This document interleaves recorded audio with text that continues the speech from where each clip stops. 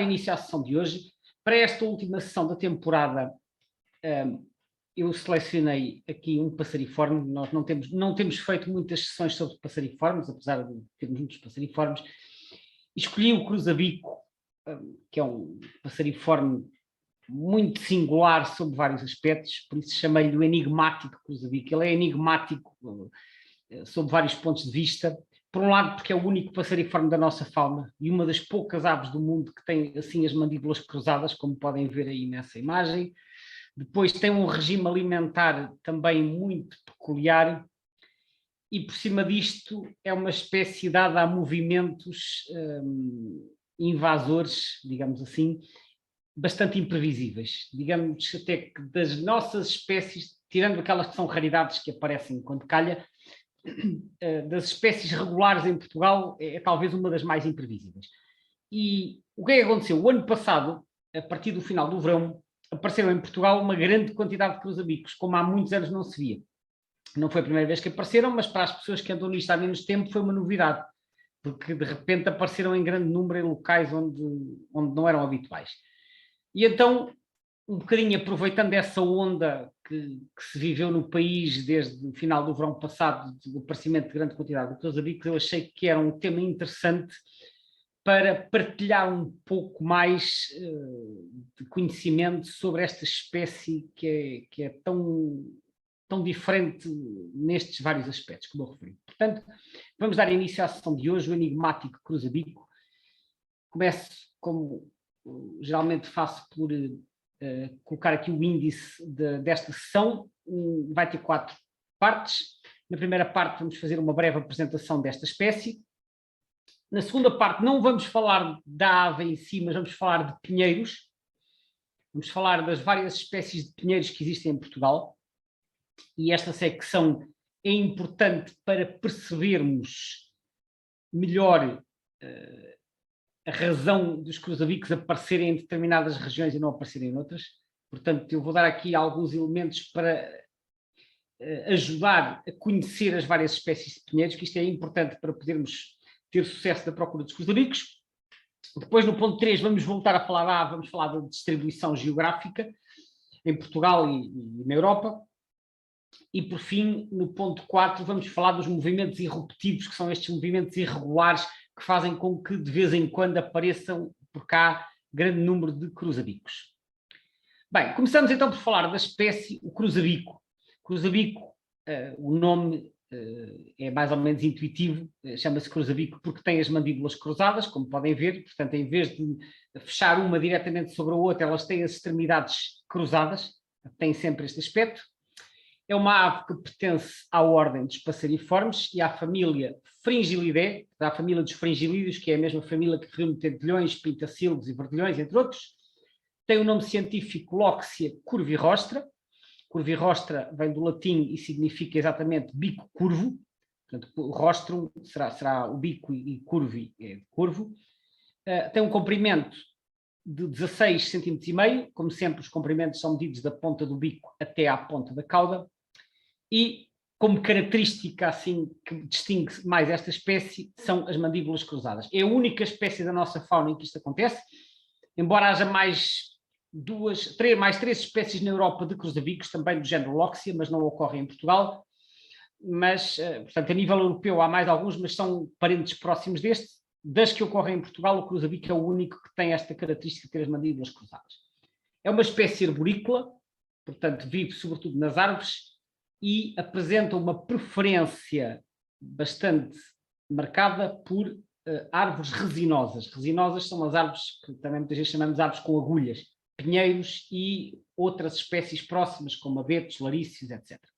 Portanto, é uma espécie que tem grande preferência por resinosas. E porquê? Porque a alimentação desta espécie é uma alimentação composta principalmente por sementes, são as sementes das resinosas que estão no interior das pinhas. E esta espécie, o seu principal alimento são exatamente as sementes que ele extrai das pinhas. Ele, para extrair as pinhas, ele abre as pinhas para tirar de lá as sementes, já vamos falar disso mais adiante. E isto também é a razão de ser destas mandíbulas cruzadas. A postura desta espécie é tipicamente 3 a 4 ovos, e a incubação, como acontece na generalidade dos passariformes, é de cerca de 2 semanas. As aves maiores têm períodos de incubação mais longos. Nos passariformes, o período de incubação anda mais ou menos por estes valores. Alguns um bocadinho menos, alguns um bocadinho mais, mas assim, neste caso, 14, 15 dias. Portanto, isto são assim os elementos básicos acerca desta espécie. Aqui uma imagem tirada da enciclopédia Birds of Western Palearctic para tomarmos um pouco de contacto com as diferentes plumagens. A plumagem dos cruzabicos é bastante variável, consoante a idade e o sexo, e temos aqui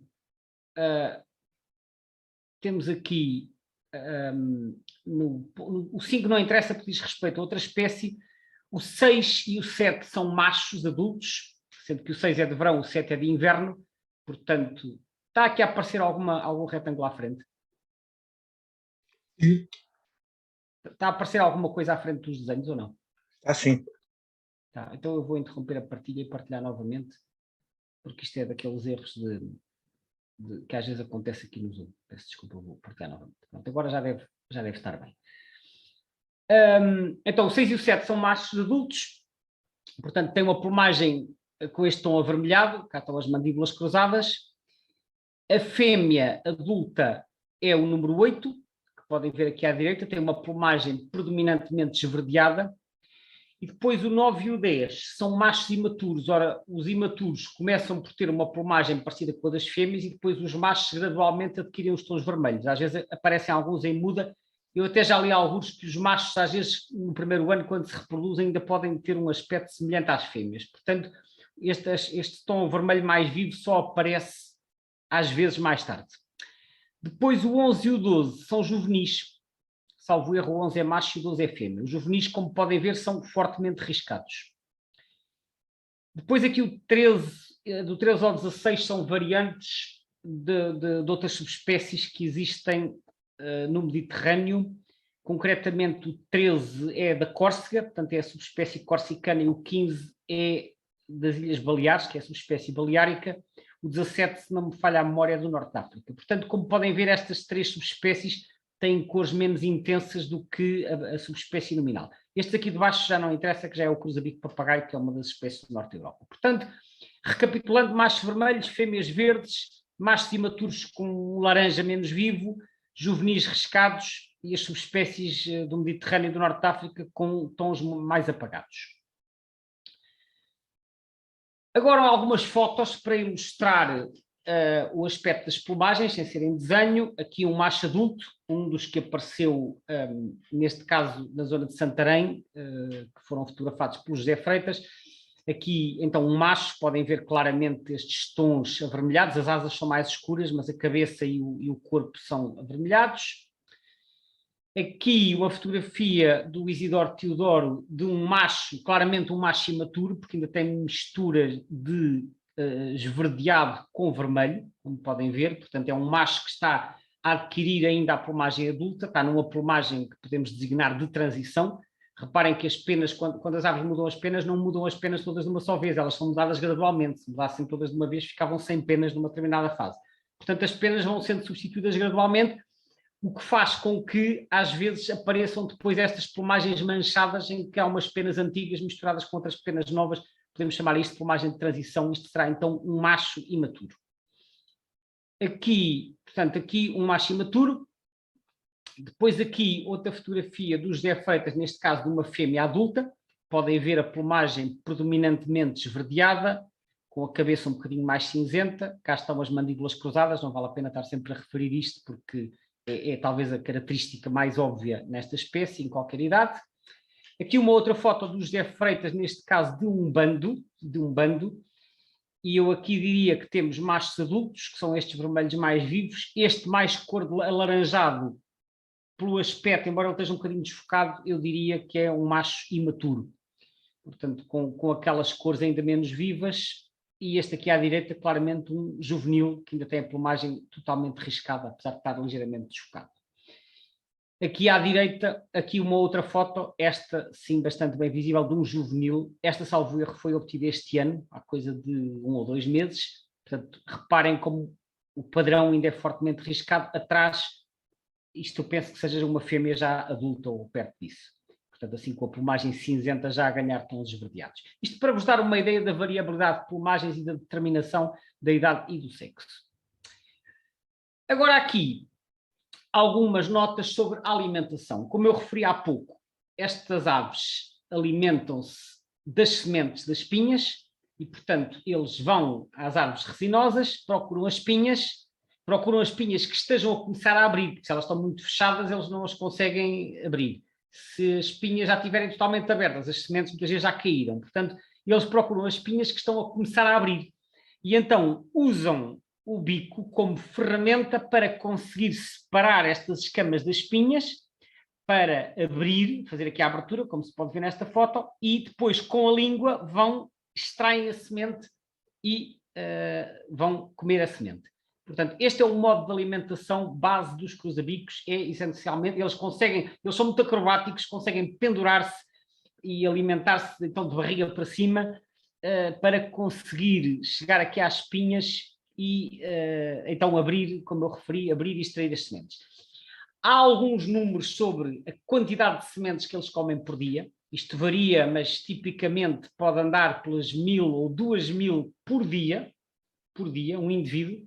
Isto, feitas as contas, já houve estudos, isto dá cerca de 18 sementes por minuto, ou que podemos dizer que é uma em cada 3 segundos, sem contar o tempo em que estão à procura de fontes de alimento. Portanto, reparem, se ele está a extrair uma semente a cada 3 segundos, isto é feito em grande velocidade, o que significa que eles já estão perfeitamente adaptados para, encontrando uma pinha que esteja a abrir, vão abrir, extraem a semente, próxima escama, extraem a semente, próxima escama, extraem a semente. Isto é feito a um ritmo bastante acelerado, o que não surpreende, porque realmente o bico já está preparado para isso, e com a mandíbula inferior, que é a mandíbula que tem uma curvatura maior, é a mandíbula que vai levantar ali a escama, portanto, fazer força para levantar a escama, e depois, assim que tem a abertura, como eu disse, com a língua, que é este bocadinho que está aqui espreitado, com a língua ele vai extrair a semente. Há vídeos, eu não pus aqui vídeos, porque quando eu tento partilhar vídeos, isto às vezes encrava, mas há vídeos na net também sobre cruzabicos em alimentação, em que se vê exatamente eles a abrir e depois a extrair a semente. Agora, há um outro aspecto muito curioso acerca dos cruzabicos, que a primeira vez que vi cruzabicos também me despertou o interesse e eu comecei logo a tentar perceber isso, mas esta minha curiosidade não é de todo original, porque já há muito tempo que há pessoas que se interessam por isso. E que está patente nesta fotografia. Reparem, para que lado cruzam as mandíbulas dos cruzabicos? E esta foto que eu encontrei na Wikipédia é muito engraçada, porque nos mostra dois machos. Normalmente o lado para onde se cruza a mandíbula é o lado, considera-se que é o lado da mandíbula inferior. E então vemos que este indivíduo tem a mandíbula a cruzar para a direita, a mandíbula inferior, e este tem a mandíbula a cruzar para a esquerda. E este é um aspecto muito engraçado, porque de certa maneira temos aqui um dimorfismo. Há uns indivíduos que cruzam para a direita, há uns indivíduos que cruzam para a esquerda. E quando acontecem estas coisas na natureza, quem se interessa por estudos de genética e afins gosta de tentar perceber o que é que determina, quando há um indivíduo novo que nasce, o que é que determina se são do primeiro tipo ou do segundo tipo. Neste caso, se cruza para a direita ou se cruza para a esquerda. E já houve muitos estudos feitos acerca deste assunto. Eu encontrei, do muito que eu li, encontrei algumas informações curiosas, que é, primeiro, no caso dos cruzabicos europeus, que são estes que nós temos cá, existe uma proporção quase de 50-50, não é exatamente, mas é quase 50-50 entre os que cruzam para a direita e os que cruzam para a esquerda. Ou seja, há um certo equilíbrio. Há uma teoria para explicar isto. A teoria é a seguinte: os cruzabicos, por exemplo, que cruzam para a direita, como este indivíduo aqui, conseguem abrir as espinhas num determinado ângulo. Mas não conseguem abrir ao contrário, porque há ali uma espécie de assimetria. Eles conseguem abrir para um lado, mas não conseguem abrir para o outro, porque eles conseguem abrir na direção em que está a mandíbula inferior. O que significa que as espinhas que tenham sido abertas por cruzabicos que tenham a mandíbula cruzada para a direita, se chegar lá outro indivíduo que cruza para a direita, ele já não vai conseguir consumir aquelas sementes, porque aquilo já foi consumido por um indivíduo igual. Mas se é um que cruza para a esquerda, ele vai conseguir consumir outra parte da pinha que o outro não conseguiu abrir. E, portanto, se esta teoria estiver correta, então a natureza tende a equilibrar-se, porque se houvesse menos a cruzar para a esquerda, esses indivíduos estavam em vantagem porque tinham mais recursos disponíveis, então iriam nascer mais indivíduos a cruzar para a esquerda. Isto é, como eu disse, isto é apenas uma teoria, não quer dizer que a explicação seja assim tão simples, mas o que se verificou é que há um quase equilíbrio. Nesta espécie há um ligeiro excedente de bicos a cruzar para a esquerda. Mas, por exemplo, noutra espécie norte da Europa, que é o cruzabico franjado, que é o Loxia acontece o contrário. Há um excedente de bicos a cruzar para a direita. Portanto, pode haver aqui outros fatores. Há alguns estudos feitos sobre isto. Eu partilho aqui apenas um quadro que eu achei bastante engraçado, de um estudo que foi feito sobre indivíduos. Isto foi feito em cativeiro, mas os bichos foram todos separados e eles conseguiam, assim, identificar quem era o pai e quem era a mãe, e depois anotaram os descendentes respectivos. E como é que isto se lê?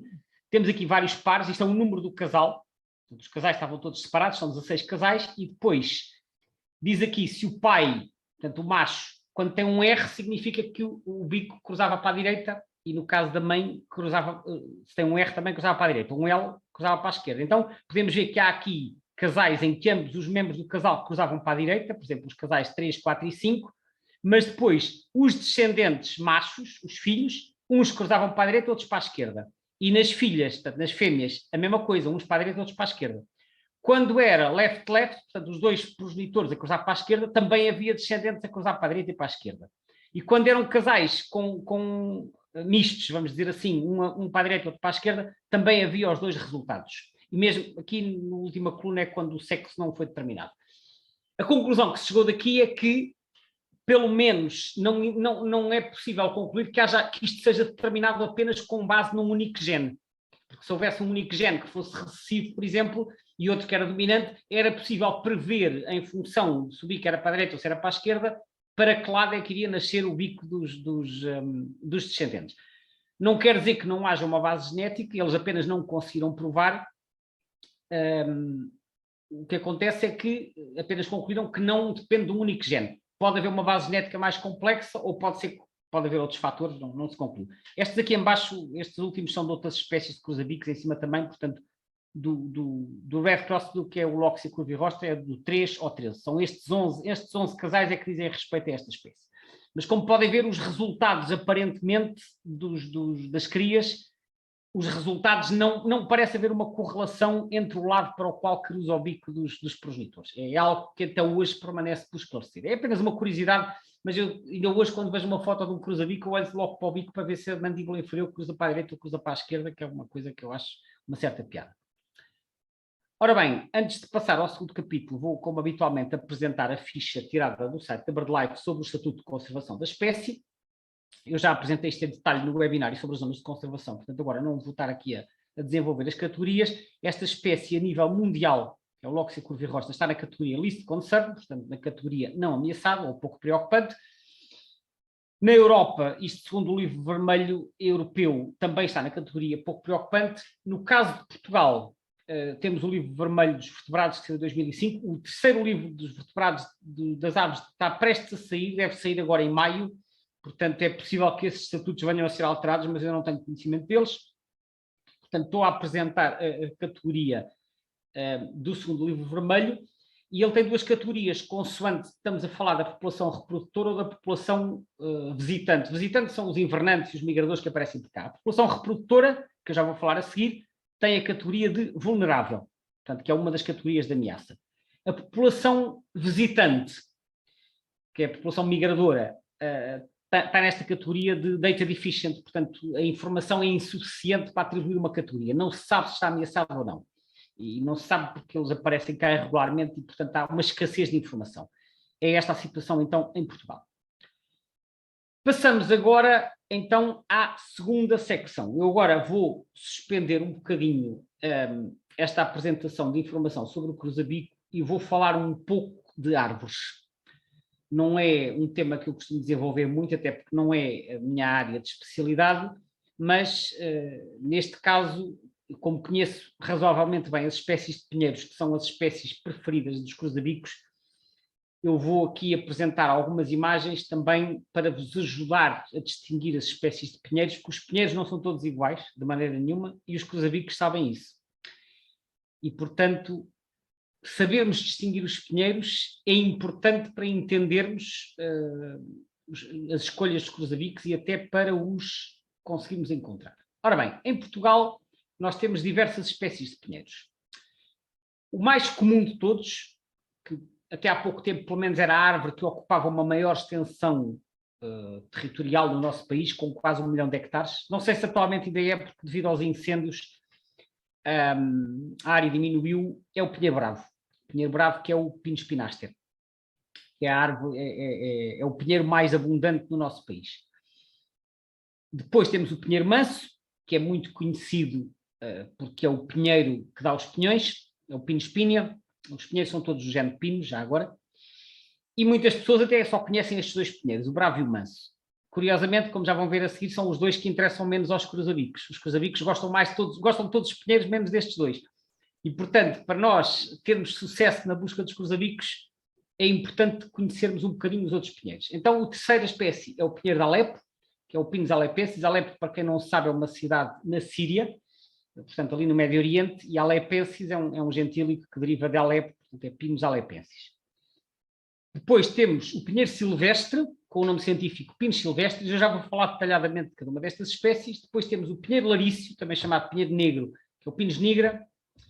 E depois há plantações de mais uma ou duas espécies, das quais eu aqui só referi mais este, que é o pinheiro insigne, que é o Pinus radiata, que é uma espécie americana. Os primeiros 4, em parte, são nativos de cá. O Pinus nigra, que eu saiba, existem plantações na Serra da Estrela e da Serra de Montezinho e talvez em mais 1 ou 2 sítios entre os montes. O Pinus radiata existe em plantações em poucos locais de Portugal. Os outros são nativos, mas também existem em plantações. Portanto, há aqui uma mistura de aparecimento espontâneo com plantações feitas com fins económicos ou outros. Ora bem, vamos ver aqui umas imagens. Este é o pinheiro mais comum em Portugal, que é o pinheiro bravo. O pinheiro bravo tornou-se, sobretudo no século XIX, uma árvore muito popular, muito cultivada, em grande parte por causa da resinagem. As pessoas mais velhas lembrar-se-ão certamente que, pelo menos até à década de 70 ou 80, era muito frequente ver nos pinhais um golpe no tronco, depois com uns vasos, numa fase eram de cerâmica, depois passaram a ser de plástico, para recolher a resina, que era usada depois para fazer colas e tinha outras aplicações industriais. Mais tarde começaram a surgir alternativas sintéticas mais económicas e a resinagem foi sendo abandonada. O pinheiro bravo ainda é cultivado por madeira, mas obviamente que o interesse económico diminuiu face àquilo que era no passado. Mas ainda existe muito pinheiro bravo em Portugal. Eu encontrei aqui alguns mapas retirados do site FloraOn.pt, que é um dos sites mais interessantes para quem quiser saber mais informação sobre a distribuição das espécies em Portugal, e então eu encontrei este mapa, que partilho aqui. O pinheiro bravo, podem ver, isto são quadradinhos 10 por 10, podem ver, isto é, segundo o site FloraOn, é os locais onde está registada a existência de pinheiro bravo. Como podem ver, praticamente todo o território é norte do Tejo. O rio Tejo passa por aqui, entra aqui pela Beira Baixa e depois desce obliquamente em direção a Lisboa. A norte do Tejo está em praticamente todo o território, com poucas falhas. Depois está no litoral alentejano, de forma mais ou menos contínua, e está numa grande parte do Algarve. Onde é que ele falta? Falta na maior parte do Alentejo interior. Existe um bocado aqui na Serra de São Mamede, que é no nordeste alentejano, aqui também nesta zona, que deve ser aqui entre Gavião e Ponte de Sor, e depois muito pontualmente em certas zonas do interior. Os quadrados vermelhos, segundo o site, referem-se à ocorrência espontânea nativa, e os quadrados pretos, que vão aparecer aí já de outras espécies, têm a ver com plantações. Portanto, o pinheiro bravo, basicamente, ocorre em praticamente todo o território, exceto nas planícies alentejanas. É assim que podemos resumir a situação da espécie. Depois temos o pinheiro manso. O pinheiro manso é outra espécie muito comum em Portugal. Como eu referi, é o pinheiro que dá os pinhões. Tem a forma fácil de identificar é que tem esta copa muito redonda, e por isso dá origem ao nome em inglês, que é Umbrella Pine. Umbrella é guarda-chuva, portanto é o pinheiro guarda-chuva, porque é uma alusão ao formato deste pinheiro. Este pinheiro é um pinheiro que tem bastante interesse económico, precisamente por causa do pinhão, que é um fruto que é caro quando se compra, portanto é um fruto bastante rentável. Aliás, isso até leva muitas vezes à existência de roubos de pinhas, porque é um produto bastante cobiçado pelo seu valor. Isto é uma pinha de pinheiro manso, que imagino que muitos de vocês já tenham tido a oportunidade de conhecer. É uma pinha que é bastante grande, tipicamente, mesmo assim, quando aberta, é maior do que um punho fechado. É uma pinha razoavelmente grande. E os pinhões, quando ainda estão dentro da casca, é uma casca bastante rija, que normalmente tem que ser aberta com um quebra-nozes ou com, por exemplo, batendo com uma pedra. Isto é o aspecto de uma pinha de pinheiro manso quando já está aberta. Ora, aqui do mesmo site, o mapa de distribuição do pinheiro manso, que é o Pinus Pinea.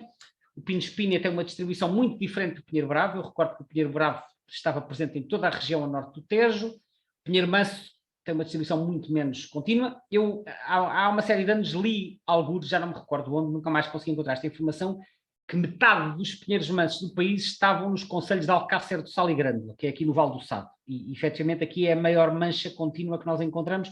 Portanto, Alcácer do Sal será mais ou menos aqui e Grândola aqui. E, efetivamente, aqui temos uma mancha contínua que se estende por muitos quilómetros de pinheiro manso. Depois há outras aqui da Beira, no Minho e também em certas zonas do Algarve. Eles aqui no Algarve aparecem contínuos, mas há menos quantidade, porque as manchas não são tão grandes como aqui no Vale do Sado, que é a zona com maior expressão. Depois há também umas presenças dispersas pelo interior, mas, portanto, o aspecto a reter é que o pinheiro manso é uma árvore mais comum no sul do que no norte, ao contrário do pinheiro bravo, que é uma árvore mais do norte do que do sul. E agora entramos nas outras espécies que têm mais interesse para os cruzabicos. E esta é uma delas, que é o pinheiro silvestre. O pinheiro silvestre, que tem o nome científico Pinus silvestris, é uma árvore das serras, é uma árvore das terras altas. É uma árvore estreita, umas vezes assim mais à direita, outras um bocadinho mais torta. A principal característica do pinheiro silvestre, e que é a forma mais fácil de reconhecer, é a cor da casca. Reparem que a casca é cor de laranja, não é castanha escura. Todas as árvores que aqui estão têm a casca assim com esta tonalidade alaranjada.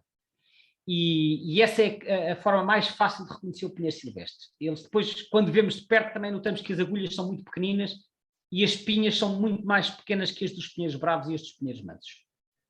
Pinheiro silvestre, já vamos ver a distribuição. Portanto, a principal característica é esta. Temos aqui uma outra fotografia. Este é um bocado torto e assimétrico, mas reparem que cá está sempre a casca cor de laranja. Até nos ramos podemos ver. Assim, este laranja, acastanhado, enfim, como quisermos chamar, mas é um tom muito mais claro, uma cor mais quente do que os dos outros pinheiros. E o pinheiro silvestre é, de todos estes que eu estou a apresentar aqui, que ocorrem em Portugal, talvez a espécie preferida dos cruzabicos. E, portanto, a melhor hipótese de ver cruzabicos é ir a sítios onde há pinheiro silvestre. Vamos ver aqui o mapa. Este mapa tem uma série de quadradinhos pretos em vez de ser vermelhos. O pinheiro silvestre, supostamente, isto às vezes a origem das árvores nem sempre está muito clara, supostamente o pinheiro silvestre ocorria em Portugal naturalmente só aqui no extremo noroeste, que é no Parque Nacional da Peneda Gerês. Isto é a Serra dos Gerês, isto aqui é a Serra da Peneda. Mas depois existem plantações numa série de outras serras. Todos estes quadrados são serras. Este pinheiro não existe nas terras baixas. Isto é o Parque Nacional da Peneda Gerês e as terras vizinhas, Serra Amarela, Serra do Larouco. Aqui temos a Serra de Montezinho, a Serra, penso que esta seja a Serra da Nogueira, perto de Bragança. Depois aqui Alvão, Marão, aqui é a Serra da Estrela, aqui penso que seja a Lousã, e estas aqui não tenho a certeza, mas imagino que seja Monte Muro, talvez a Serra da Freita, ou outras aqui ao pé, entre os distritos de Viseu e Aveiro. Creio que também já vi pinos silvestres em mais uma ou duas serras que não estarão aqui, acho que já vi na Gardunha, que é aqui em baixo, poderá haver na Malcata, portanto o mapa poderá não estar completo, mas o aspecto aqui a reter é que este pinheiro ocorre sobretudo em plantações, ocorre sobretudo em serras. Eu tenho visto estes pinheiros sobretudo acima dos 900 metros, 800 metros, talvez às vezes mais alto, então um pinheiro de altitude. E isto é muito relevante para a distribuição dos cruzabicos, como já vão ver. A seguir, temos outra espécie também muito interessante para os cruzabicos, que é o pinheiro de Alepo. O pinheiro de Alepo, que é o Pinus alepensis, é um pinheiro de média dimensão, nem sempre, à primeira vista, até se pode confundir com o pinheiro. Não se confunde com o pinheiro silvestre, porque o pinheiro silvestre, como eu referi, tem a casca cor de laranja e isso distingue dos outros todos. O pinheiro de Alepo, quem não conhecer, às vezes pode confundir com o pinheiro bravo, mas o pinheiro de Alepo tem uma característica muito engraçada, que também um amigo meu me ensinou há muitos anos, e desde que eu aprendi isso, torna-se muito fácil reconhecer os pinheiros da Alepo. É que as pinhas não caem, ao contrário do que acontece com os pinheiros mansos e com os pinheiros bravos, se as pinhas caem ao chão, os pinheiros da Alepo, as pinhas muitas vezes ficam agarradas. E com o passar dos anos, nós olhamos para uma fotografia de um pinheiro da Alepo e vemos uma grande quantidade de pinhas, completamente secas, mas que continuam ali agarradas ao pinheiro. Portanto, reparem a quantidade de pinhas que nós podemos ver aqui neste exemplar. Aqui uma foto mais de perto de um pinheiro da Alepo, com pinhas pequeninas, mas uma série delas umas em cima das outras, porque elas simplesmente ficaram lá agarradas. E então, quando virmos um pinheiro assim com uma data de pinhas secas, uma grande quantidade, porque elas ocorrem em espaços maiores, quando vimos um pinheiro com muita quantidade, tipicamente é um pinheiro da Alepo. Portanto, aqui o Pinus alepensis. As agulhas também, como podem ver, não são especialmente longas. Aqui um aspecto das pinhas, ainda por abrir. Elas não são muito longas, são muito mais pequenas que as do pinheiro bravo. Eu penso que esta em comprimento deve ter uns 6 ou 7 centímetros, as do pinheiro bravo podem ter o dobro. Estas aqui ainda estão verdes porque ainda não abriram. É o aspecto, então, de pinhas novas de Pinus alepensis. Aqui o mapa de distribuição tirado do mesmo site. Ora, o Pinus alepensis é uma árvore que em Portugal ocorre praticamente só no litoral, com 2 ou 3 zonas principais de ocorrência. Uma delas é aqui a região de Lisboa. Muitos Pinus alepensis, toda esta zona aqui entre Lisboa e o Cabo da Roca, reparem, Lisboa até Cascais, Sintra e algumas zonas envolventes. Depois aqui um bocadinho para norte, ali na zona da Alhandra, Vila Franca de Xira. Esta zona aqui não tenho a certeza, penso que seja a Serra de Monte Junto. Aqui a zona de Óbidos, Caldas da Rainha. Aqui uma mancha na zona do Baixo Mondego, entre Coimbra e Figueira da Foz. Depois, Península de Setúbal, aqui Serra da Rábida, há muitos Pinus alepenses de Serra da Rábida. Depois cá embaixo o Algarve, a costa do Algarve, desde Sagres até Castros Marinhos, subindo aqui por Alcotim. Eu julgo que há Pinus alepensis em alguns sítios do interior alentejano, porque esta árvore às vezes aparece plantada junto aos pardões das barragens. Há algumas barragens que têm lá algumas plantações de resinosas. Eu julgo que já vi Pinus alepensis alguns, mas nunca fui investigar. Portanto, poderá haver pontualmente aqui no interior alentejano e até mais para norte. Mas, portanto, a Espeta retira é uma árvore do litoral com uma presença muito expressiva na região de Lisboa e em certas zonas do Algarve. E isto é muito relevante, depois já vão perceber porquê. Aqui um pinheiro um bocadinho mais raro, isto é o Pinus radiata, que é o pinheiro insigne, que é uma espécie americana. Isto é uma plantação que eu fotografei há uns anos no alto da Serra de Monchique. Quem conhece Monchique tem a foia, por trás da foia há uma zona, que é assim uma zona de atividades radicais, que é aqui no meio deste bosque, que se chama Parque Aventura da Foia. Eu quando vi estes pinheiros, percebi logo que eram pinheiros diferentes, que não era nenhum dos que eu conhecia, mas não sabia o que era, tive que pedir ajuda em alguns grupos especializados que me confirmaram que isto é o pinheiro insigne. Eu penso que isto tenham sido plantações experimentais, são coisas de pequena dimensão, mas também é um pinheiro que tem algum interesse para o cruzabico. Há também o Pinus nigra, que eu não consegui obter aqui uma foto, que é um pinheiro também relativamente pequeno, que existem plantações de altitude na Serra da Estrela, como eu disse, e em Trás-os-Montes. Aqui também mais umas fotos do pinheiro insigne, então, que é o Pinus radiata. Estas foram tiradas por mim no alto da Serra de Monchique. Aqui também umas pinhas de pequena dimensão. Aqui o aspecto das agulhas, aliás, um dos aspectos que ajudou a identificar a espécie é que as agulhas aqui, em vez de aparecerem em grupos de 2, aparecem em grupos de 3 agulhas. Mas isto é apenas uma curiosidade, porque esta espécie, como eu disse, não é de maneira nenhuma frequente em Portugal. Aqui, de um outro artigo que eu encontrei a comparar o tamanho das pinhas destas várias espécies. Não se fala do pinheiro bravo nem do pinheiro manso, porque esses não têm grande interesse para os cruzabicos, mas temos aqui as pinhas de Pinus alepensis e temos aqui uma escala, portanto 20 milímetros, e portanto se nós pusermos aqui a escala, vemos que esta pinha de Pinus alepensis, isto o mainland aqui refere-se à Península Ibérica, Portugal e Espanha, tem cerca de 8 centímetros. Nas Ilhas Baleares, o Pinus alepensis é muito comum, mas tem uma pinha mais pequena, talvez assim com uns 6 centímetros. Depois aqui a pinha do Pinus nigra, que também é uma pinha relativamente pequena, do Pinus silvestris, que é parecido um bocadinho mais, talvez um bocadinho mais rugoso. Este eu não falei, porque este não há em Portugal, o Pinus uncinata, que é um pinheiro exclusivo dos Pirineus, mas que tem umas pinhas pequeninas e mais macias, e os cruzabicos gostam imenso do Pinus uncinata. Portanto, este é dos Pirineus, estes outros todos eu já falei.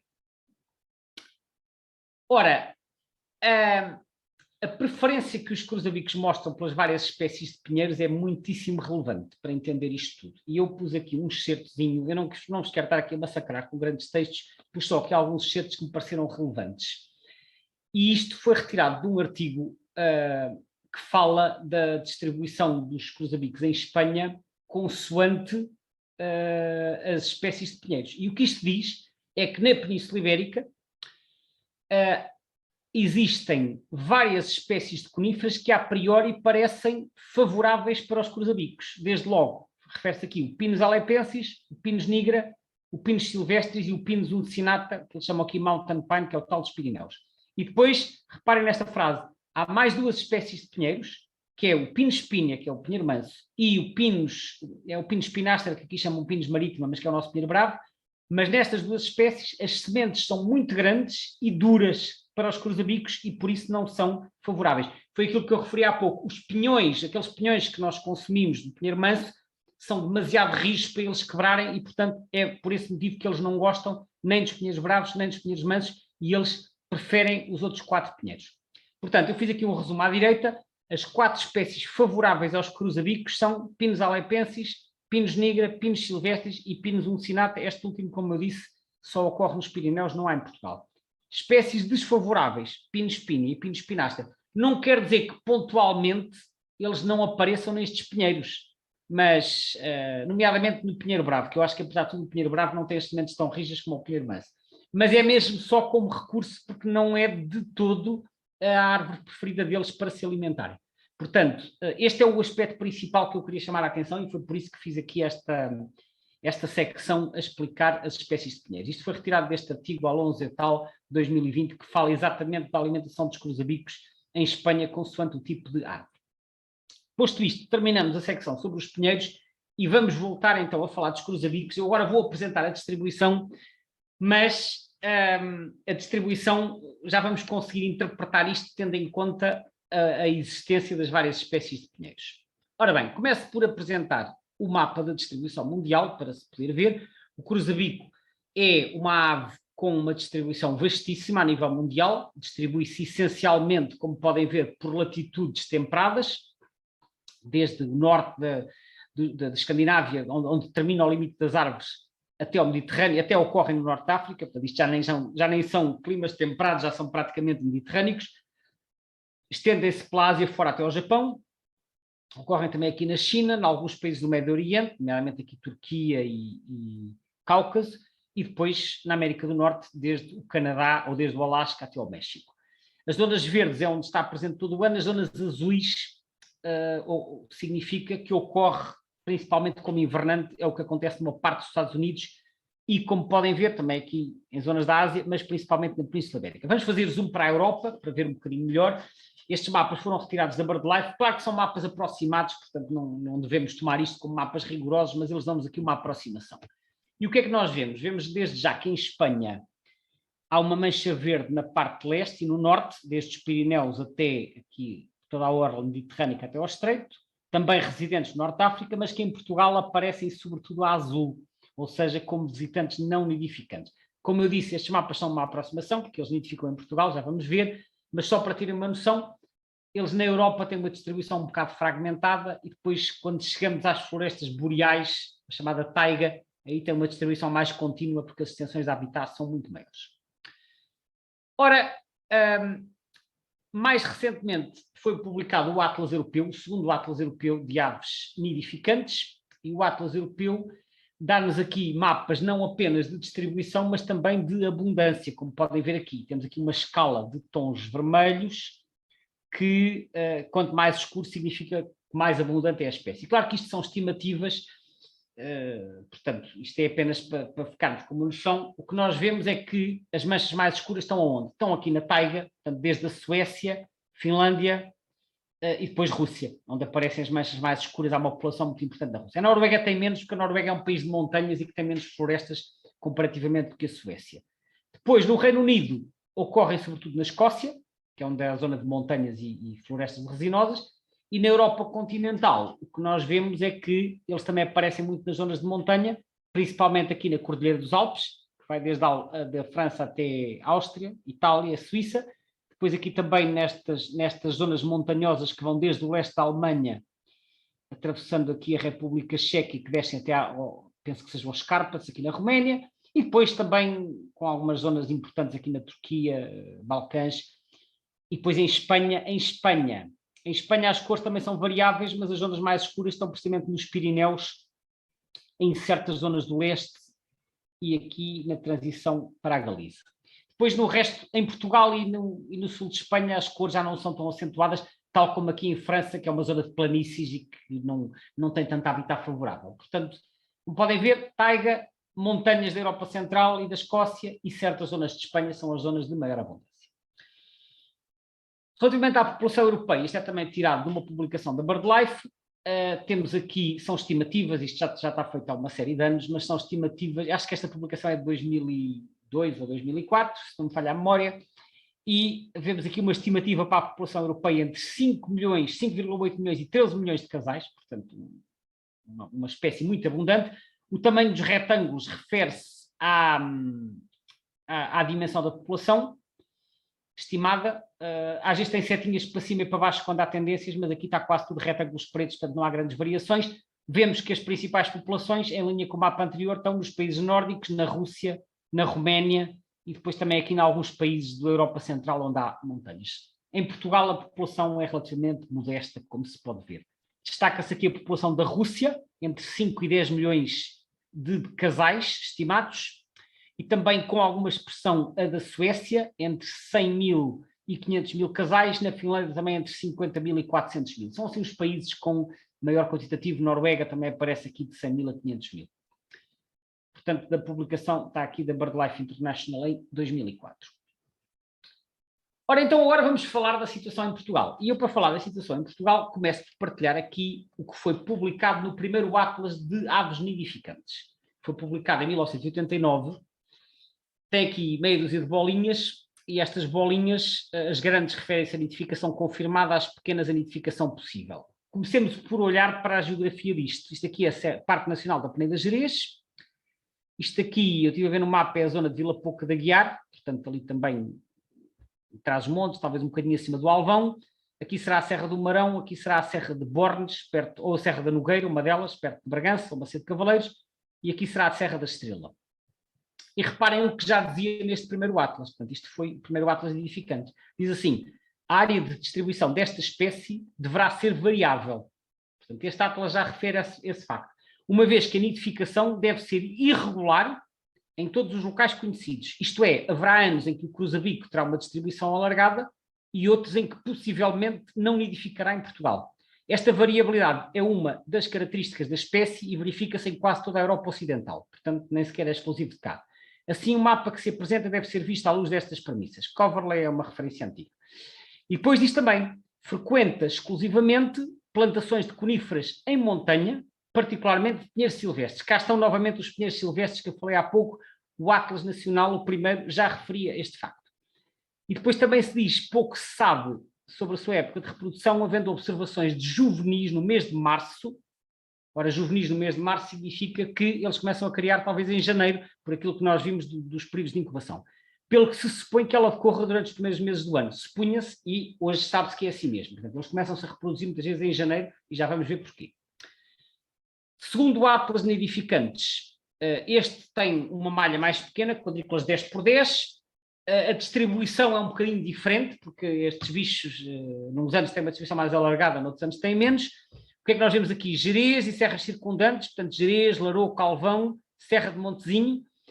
Isto penso que seja o Marão. Não apareceram na Serra da Estrela, no período do Atlas, possivelmente não foram detectados. Aparece aqui um caso curioso de nidificação confirmada na zona aqui de Óbidos, que, segundo vem no texto do Atlas, terá ocorrido numa plantação de pinheiro insigne, portanto, de Pinus radiata, que eu falei há pouco, em 1999. De qualquer forma, isto terá sido um caso isolado, mas como ocorreu em período de Atlas, ele figura aqui. Portanto, temos que interpretar isto à luz do que são os movimentos da espécie. Eles de vez em quando aparecem, depois ficam para nidificar e depois vão-se embora outra vez. Portanto, isto foi um evento isolado. A principal zona de ocorrência continua a ser aqui no norte, e continua a ser em montanha, e continua a ser em plantações de pinheiro silvestre. E reparem, eu agora ponho outra vez aqui a distribuição do pinheiro silvestre. e ponho aqui ao lado para comparar a distribuição do segundo Atlas. Portanto, nós vemos aqui esta mancha principal de bolinhas que está aqui no segundo Atlas, corresponde, grosso modo, à distribuição do pinheiro silvestre. No Atlas, e temos aqui a bolinha Montezinho, está cá exatamente no mesmo quadrado em que está o pinheiro silvestre. Neste Atlas não aparece a Serra da Estrela, no Atlas anterior, como vimos, aparecia a Serra da Estrela, cá está a Serra da Estrela também com o pinheiro silvestre. Portanto, em termos de nidificação, de área de nidificação, há aqui uma correspondência bastante próxima entre os locais onde o cruzabico nidifica, e mais uma vez as bolinhas grandes são confirmações, com a distribuição do pinheiro silvestre. E isto é um facto muito significativo. Aqui uma foto, isto foi umas fotos que eu encontrei no eBird, aqui uma foto, neste caso do Francisco Pires, tirada a algures em Trás-os-Montes, agora não fixei o sítio, e podemos ver, é um cruzabico pousado num pinheiro silvestre. Reparem mais uma vez aqui a casca alaranjada, portanto, característica dessa espécie, e as agulhas relativamente pequenas, que também são características do pinheiro silvestre. Aqui uma foto também bastante interessante do Pedro Nicolau na Serra da Estrela, também é um pinheiro silvestre, com a casca alaranjada, embora aqui a luz talvez não permita avaliar isso tão bem, mas tem também as espinhas muito pequenas e as agulhas pequeninas. Portanto, eu penso que isto seja um pinheiro silvestre. Se não for pinheiro silvestre, seria o pinheiro negro, mas o pinheiro negro, que é o Pinus nigra, costuma ser muito mais simétrico e mais direitinho. Uma característica do pinheiro silvestre é ser também assim bastante torto. Agora, reparem no tamanho das espinhas de comparação com o tamanho do pássaro. Este pássaro é pouco maior que um pardal, estas espinhas são realmente pequeninas e é uma das espinhas que eles gostam mais. Aqui uma outra foto do Pedro Nicolau, esta é bastante curiosa, porque isto não é um pinheiro, isto é uma exótica introduzida que é a Pseudotsuga menziesi, que é uma árvore que existe em plantações em várias serras do norte, na Serra da Estrela, existe na Malcata, também já as vi noutras serras, não tenho agora presente a distribuição toda, penso que há no Gerês. São umas pinhas muito mais macias e, portanto, eles conseguem levantar isto facilmente, e temos aqui uma foto de um macho de cruzabico numa Pseudotsuga com estas pinhas completamente diferentes. Mas isto é uma árvore exótica que não é sequer nativa da Europa. Bom, vale a pena também olhar para a situação em Espanha, porque isso vai nos ajudar a entender algumas coisas. E eu aqui ponho o mapa de distribuição do Atlas espanhol de nidificantes do segundo. O terceiro Atlas saiu há pouco tempo, só que o terceiro Atlas tem um problema, que teve a cobertura muito incompleta e, portanto, não dá para fazer esta análise tão bem. Portanto, eu partilho aqui a informação do segundo Atlas, que foi publicado em 2003. Isto são quadrados 10 por 10 e vemos a distribuição em Espanha. E então, em Espanha, o que é que nós vemos? Uma mancha aqui nos Pirineus, uma mancha bastante importante, que é a área dos pinos uncinato, os tais pinheiros que eu falei. Depois aqui, esta mancha que corresponde, grosso modo, ao chamado sistema ibérico, que vem aqui desde a Serra do Urbión, que é onde nasce o Rio Douro, e que se estende aqui na direção do país valenciano. Depois aqui um bocado também no sistema central, que é aquele que apanha a Serra do Gredos, Guadarrama e também o sistema para leste, e depois numa grande parte da Andaluzia e do Levante. Temos aqui uns pontos mais dispersos, mais para o oeste, em Castela Leão e até na Galiza, próximo da fronteira com o Gerês, e depois reparem uma população nas Baleares, em Maiorca e em Menorca.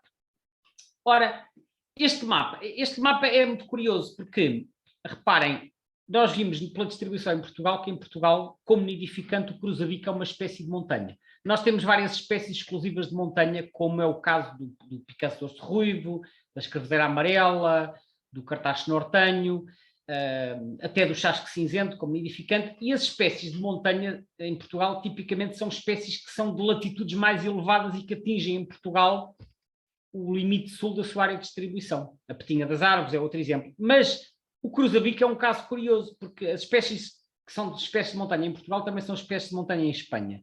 Mas o cruzabico em Portugal é uma espécie de montanha, mas em Espanha tem uma distribuição alargada e vem até aqui ao Mediterrâneo e ocorre em zonas baixas. E isto sugere que não tem a ver apenas com a questão do clima e que há aqui outros fatores em jogo, e de facto há. E eu fui à procura da distribuição do Pinus alepensis em Espanha. E encontrei o mapa de distribuição e resolvi compará-los. E então, reparem, à esquerda, o mapa de distribuição em Espanha. À direita, o mapa de distribuição dos Pinus alepensis. Tem uma distribuição muito mais alargada em Espanha. E é muito curioso, por exemplo, toda esta mancha da Andaluzia, Múrcia e depois aqui Alicante. Temos esta mancha aqui do sistema central e esta mancha do sistema ibérico. Só não temos a mancha dos Pirineus, porque nos Pirineus eles ocorrem em pinos uncinata. Eu até fiz uma brincadeira que resolvi pegar nestas duas imagens e sobrepô-las no Photoshop.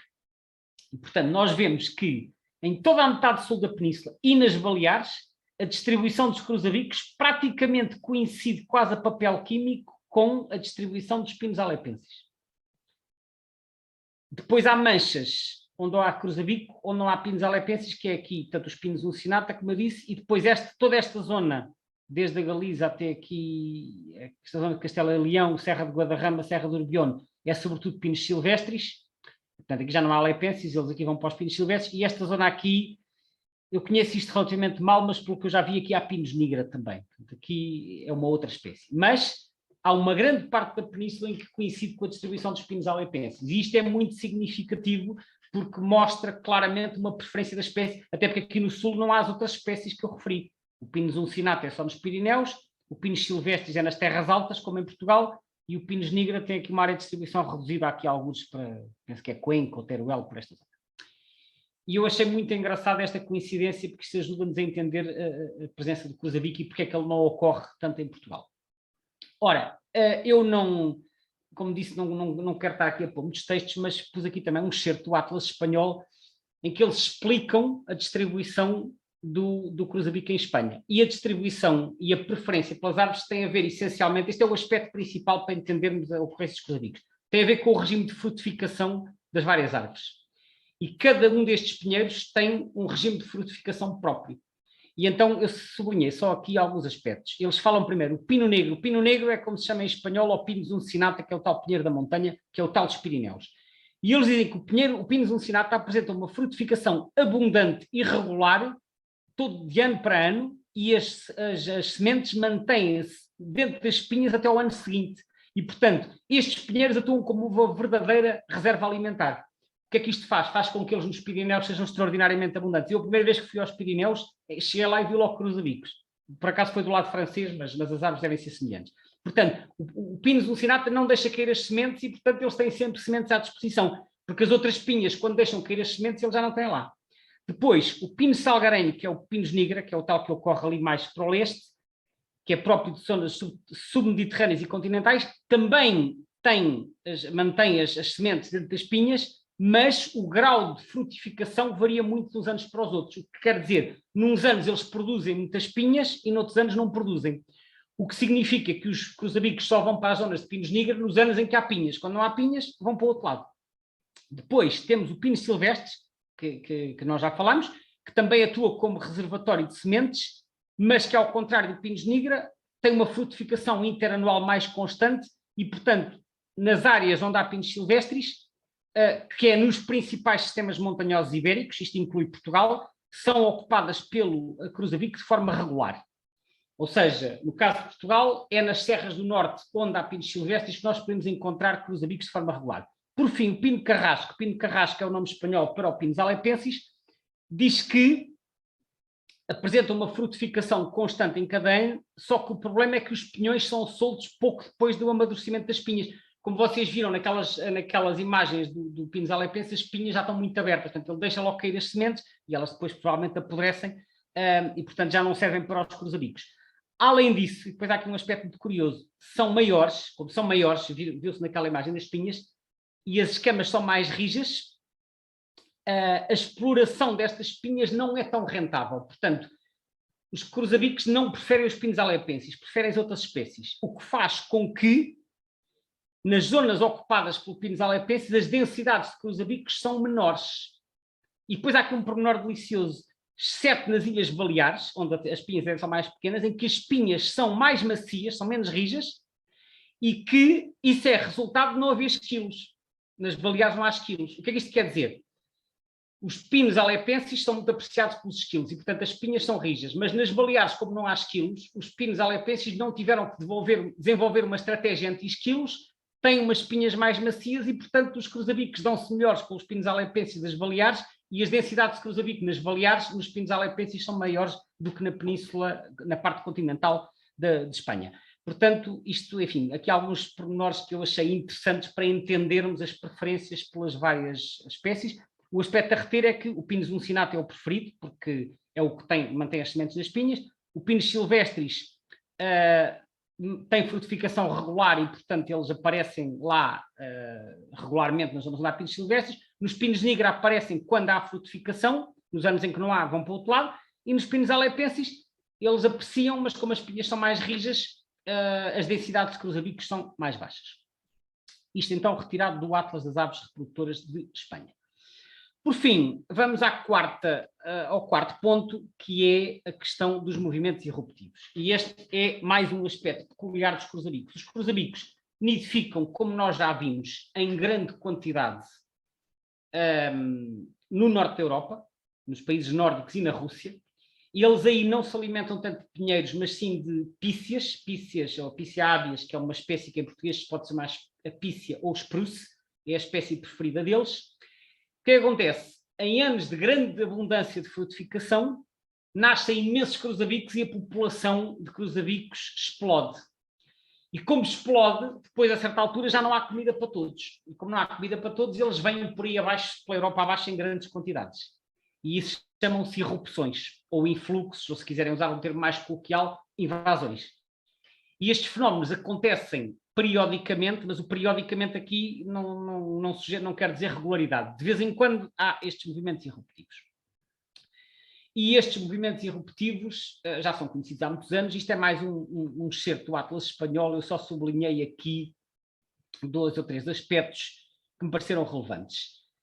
E que diz assim, em Espanha, e portanto isto no Atlas espanhol nós temos ali isto, a chegada de indivíduos transpirenaicos, portanto indivíduos exteriores à península, em anos de irrupções, como por exemplo estas que houve aqui, 1990 foi uma delas, que eu me lembro bem, pode fazer flutuar muito o tamanho dos efetivos populacionais. Ou seja, na Península Ibérica, Espanha, e isto aplica-se a Portugal, há grandes flutuações populacionais em anos de invasões. Portanto, quando vêm, e sabe-se de estudos que foram feitos, que eles vêm sobretudo dos países nórdicos, da Fino-Escandinávia e da Rússia. E em anos de grande frutificação nessas latitudes elevadas, há excesso de cruzabicos, eles vêm por aí abaixo. E outro pormenor curioso, estas irrupções começam em junho. Em junho, normalmente nos países mais a norte. Na Península Ibérica começam a aparecer em agosto. Porquê? Eles nidificam muito cedo, como já vimos, nidificam em janeiro, fevereiro, que é para apanharem a fase de frutificação das pinhas, e depois chega a junho e há um excesso de cruzabicos, eles vêm por aí abaixo e em junho, julho já estão a passar em grande quantidade na Europa. E em Portugal, nos anos em que aparecem, eu lembro-me que houve uma invasão importante em Portugal em 1993, e eles chegaram a aparecer no Algarve, foram anilhados, por exemplo, na Ria de Alvor, na segunda semana de agosto, já lá havia cruzabicos. E eu recordo-me que o ano passado, quando apareceram muitos cruzabicos, apareceram em setembro no Algarve, e eu vi alguns comentários de pessoas que estavam surpreendidas, mas tão cedo? Porquê? Porque normalmente setembro é um mês em que passam os migradores transsaarianos, não é um mês habitual para as espécies europeias que não vão atravessar o Saara. Mas os cruzabicos têm um calendário tão peculiar que eles realmente nidificam cedo e depois vêm por aí abaixo muito cedo, e em anos de invasões é em agosto e setembro que eles aparecem cá em grandes números. Portanto, salientar aqui este aspecto, que isto pode flutuar muito em anos de invasões e que as irrupções se começam a detectar logo em junho, muitíssimo cedo. Aqui também, eu não vou estar a ler isto tudo, mas é um excerto do Birds of Western Palearctic e que tem aqui algumas referências curiosas. A primeira invasão registada no Reino Unido foi em 1251, portanto, reparem, no século XIII já se sabia que os cruzabicos eram dados a estes aparecimentos assim em grande quantidade. Também em 1593, e que no século XX, desde 1900 até 1963, foram detectadas 16 invasões importantes na Europa. Portanto, isto mostra bem que isto é algo que acontece com alguma frequência. Involving rapid spread, portanto, expandindo-se rapidamente em muitas áreas. E que, em alguns anos, as aves vêm principalmente da Fino-Escandinávia e, noutros anos, vêm principalmente do noroeste da Rússia. Este é um dos aspectos. Outro aspecto que também é muito relevante. As aves, muitas vezes, ficam para nidificar nas zonas invadidas, reforçando as populações locais ou colonizando novos locais. Isto pode ser uma coisa temporária, mas às vezes são permanentes. E isto foi o que aconteceu em Portugal no ano passado. Portanto, eles chegaram em grande quantidade, a partir do verão, colonizaram algumas áreas e até nidificaram. Mas depois, se calhar, vão-se embora outra vez. Portanto, isto é típico da espécie. Isto que aconteceu foi muito interessante, mas é algo que acontece periodicamente e foi também isto que eu quis aqui chamar a atenção. Portanto, isto da enciclopédia Birds of Western Palearctic. Aqui um gráfico retirado do eBird, o gráfico de frequência de observação em Portugal. Este gráfico é um bocadinho imperfeito, porque a amostra de dados de cruzabico em Portugal é relativamente pequena, mas o que é que nós podemos ver? que há um mínimo na primavera, que os números começam a subir, ainda que de forma tímida, aqui em junho, julho, e que depois, a partir de setembro, aumentam mais. Nós estamos mais a sul, eles não costumam chegar em grande quantidade em junho. Claro que isto é para o país todo, e isto inclui bichos no norte que podem ser residentes, mas mesmo nas serras do norte podem chegar bichos vindos de outros países europeus, até do norte da Europa. O que faz é que os picos de observação sejam exatamente nos últimos 3 ou 4 meses do ano. E as menores quantidades são na primavera, que é quando eles têm uma área de distribuição mais reduzida. Aqui um outro gráfico curioso, também retirado do eBird, que é a contagem máxima, ou seja, o tamanho do maior bando detectado em cada época do ano. Também tem muitas flutuações, mas podemos ver que os maiores bandos foram detectados exatamente aqui nos últimos meses do ano, entre novembro e janeiro. Portanto, isto vai aumentando a quantidade média a partir do verão. Aqui em novembro houve bandos de 80. Não sei em que ano é que foi isto, mas novembro e dezembro. Portanto, em certos anos pode atingir quantitativos bastante elevados, mas com este padrão de variação ao longo do ano. Aqui um mapa retirado do eBird. Isto agora não é de nidificantes. Há bocado eu mostrei os atlas nidificantes. Isto agora é o ano todo. É o ano todo. E, portanto, isto inclui não só os nidificantes, que já vimos que estão sobretudo aqui em cima, entre os montes, né, de Gerês, Alvão, Marão e depois Serra da Estrela. Vemos aqui outras manchas na Serra de Montezinho, Malcata, está aqui, e depois vemos aqui a região de Lisboa e Algarve. Portanto, isto é um mapa de todas as ocorrências que há no eBird, para Portugal. É a distribuição em Portugal dos dados que foram inseridos no eBird. E eu aqui, nós a distribuição no Norte já vimos que compara bem com a do Pinos Silvestres, aqui portanto, Trás-os-Montes e Beira Alta. Mas, e esta distribuição do Sul compara com o quê? Com isto. Este mapa é o mapa que eu já vos mostrei há bocado, que é o mapa dos pinos alepenses. Reparem, grande concentração de balões aqui na região de Lisboa e arredores, Península de Setúbal, no oeste e no Algarve, na costa toda do Algarve. Independentemente do esforço de observação não ser igual em todo lado. No Alentejo praticamente não há, portanto, praticamente não há registros. Estes aqui, a norte, se nós considerarmos uma linha mais ou menos aqui desde Leiria até Castelo Branco, eu diria que para sul desta linha a ocorrência dos cruzabicos corresponde, grosso modo, à distribuição dos pinos alepenses. Para norte desta linha, corresponde, grosso modo, à distribuição dos pinos silvestres. Claro que depois há observações isoladas em vários sítios, até aqui em São Mamed, onde eu me encontro. Foi uma observação engraçada. Eu vi alguns cruzabicos do ano passado em São Mamed, perto de Porto Alegre e de Castelo de Vido, quando eles estavam a passar vários bandos para sul.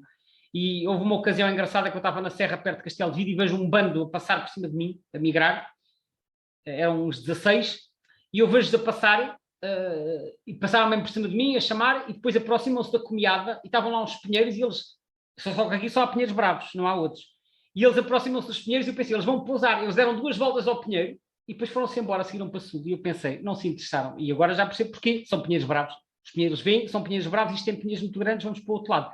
E houve outras observações aqui na Serra, mas para quase todas só de bichos em passagem. Portanto, eles andaram aqui em setembro e outubro, alguns bandos a migrar, vi em várias ocasiões, mas não ficaram cá. Portanto, alguns destes balões isolados que estão aqui pelo país podem ser bichos em passagem, mas as zonas de maior concentração onde eles ficam são exatamente as zonas onde há pinos alepenses, no sul, e pinos silvestres, no norte.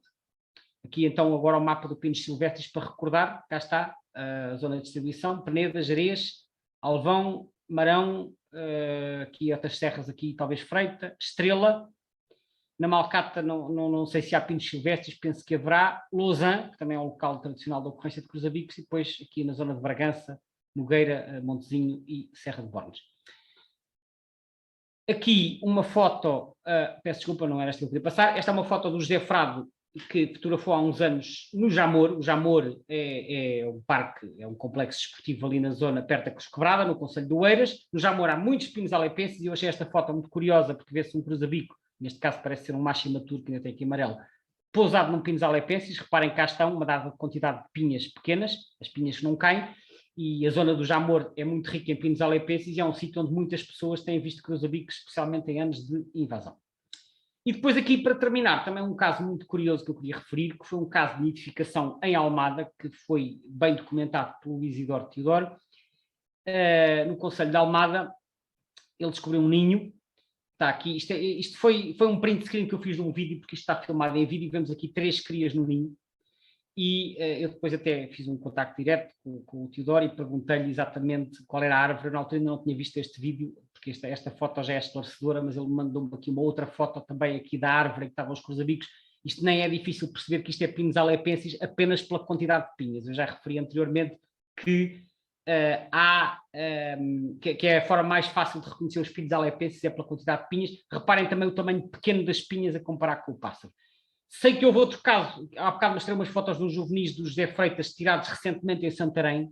Não se confirmou a nidificação aí, mas suspeita-se que eles tenham nidificado, e eu perguntei ao José Freitas há dias que árvores é que há ali na zona, que pinheiros é que há, e ele foi tirar umas fotografias e também me mandou, e confirmou-se que ali também há Pinus alepensis. Portanto, o que é que isto significa? Significa que eles, quando invadem o sul de Portugal, como aconteceu em 2021, não havendo pinos silvestres, porque aqui não há, é uma árvore das Serras do Norte, a melhor escolha que eles têm aqui é os Pinus alepensis. E, portanto, o que é que a mensagem que fica aqui? Se voltar a haver uma invasão nos próximos anos, que até pode haver, porque houve em 1990 e em 93 e em 97, às vezes acontecem em intervalos bastante curtos, se voltar a haver uma invasão, quem quiser procurar cruzabicos, não vale a pena procurar em Pinheiros Bravos. Eu ainda cheguei a andar aqui à procura deles, depois daquelas passagens, mas não vi nenhum.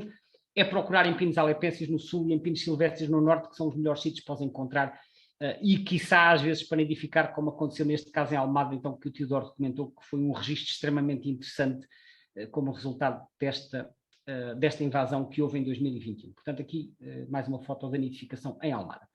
Para terminar, vou deixar então aqui uma ficha resumo daquilo que aprendemos hoje sobre o cruzabico. Já vimos que é uma espécie que se distribui por toda a Europa. É uma espécie que se alimenta de sementes, abrindo as espinhas com o bico. Portanto, ele usa o bico assim como uma espécie de alavanca para conseguir levantar as escamas e depois extrai as sementes com a língua. Prefere espécies de pinheiros que tenham pinhas pequenas e relativamente macias, por isso é que não gosta dos pinheiros bravos nem do pinheiro manso.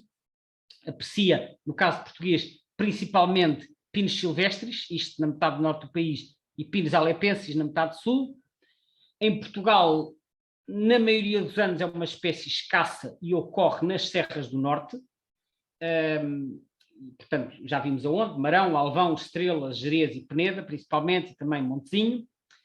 Em anos de influxos, aparece no nosso país a partir do verão, normalmente a partir de agosto ou setembro já aparecem muitos, e entre outros, houve grandes influxos que foram visíveis em Portugal em 1990, 1993, 1997, 2021. Houve outros aqui pelo meio, eu não tenho aqui os números todos, porque alguns não tiveram tanta expressão no nosso país. Estou a deixar estes aqui como exemplos, já terá havido outros no passado.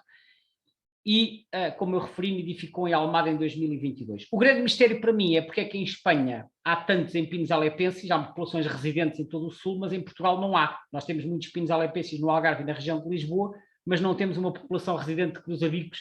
Eu não tenho uma explicação para isto, é um enigma que talvez seja respondido no futuro. Com isto, termino esta apresentação sobre esta espécie tão curiosa que é o cruzabico. Espero que tenham gostado de saber um pouco mais sobre esta espécie. E com isto fechamos este ciclo de webinários. Agradeço muito a vossa atenção e o vosso interesse e, como habitualmente, fico à disposição para quaisquer questões que queiram colocar.